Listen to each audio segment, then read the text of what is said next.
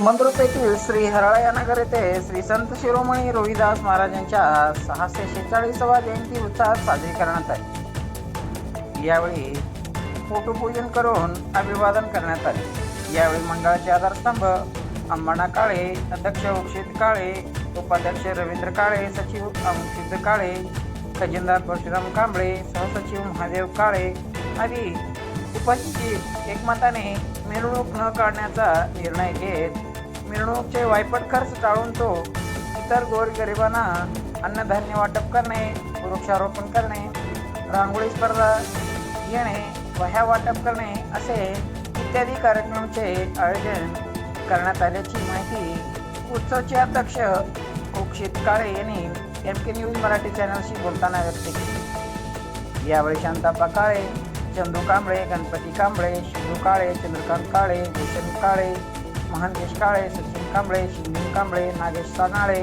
अप्पण्णा काळे, विठ्ठल काळे, रोहित काळे, प्रज्वल काळे, धनंजय काळे, ओंकार काळे आदी मंडळाचे सदस्य व महिला मोठ्या संख्येने उपस्थित होते।